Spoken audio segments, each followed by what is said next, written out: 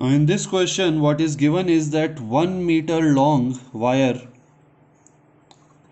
is broken into two parts of length P and Q.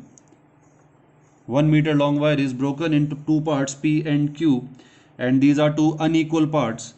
So part P of the wire, now we take the part P part of the wire, it is stretched into another wire. So P is stretched into another wire R such that the length of R is twice that the length of P. So we have to find the ratio. What we have to find is the ratio of resistances of P and R, and also ratio of length of P and Q when resistances of R and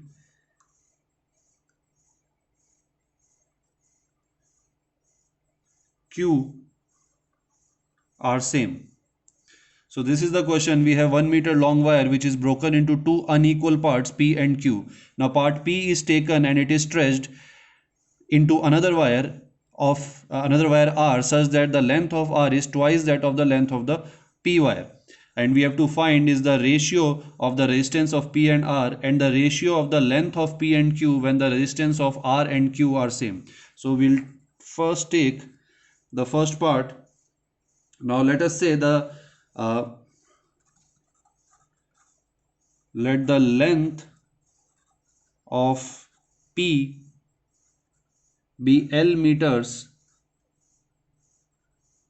then length of Q will be 1 minus L meter, and R will be equal to 2L meters. So for the two wires P and R, the volume will be same because they are the same wire, and R is only longer. So whenever we stretch a wire, suppose this is the wire, and if we stretch it by applying force in this direction, then as the wire is stretched, it will also become the radius will also become thinner. So the overall volume becomes it remains same. So for wires P and R, volumes of both wire are same.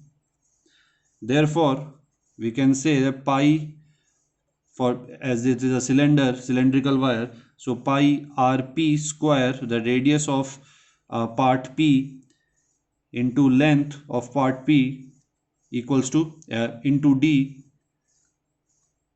equals to pi r square, and its length is 2L, so 2L into D.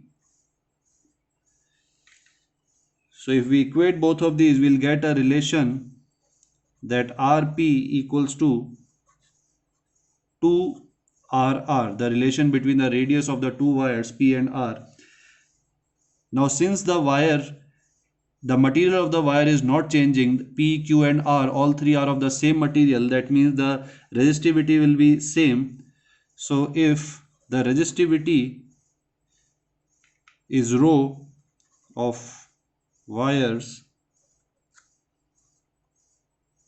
then the resistances of each wire can be taken as the resistance of P will be equal to rho L upon A, where A is the surface area, the curved surface area, which is equal to pi rp square, and resistance of R will be again rho into 2L upon pi r square.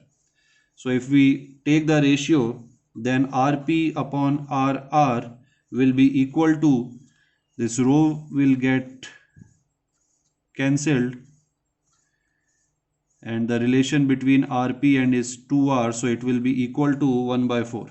So this will be the answer for the first part, the ratio of the resistance of P and R. Now for the second part, now since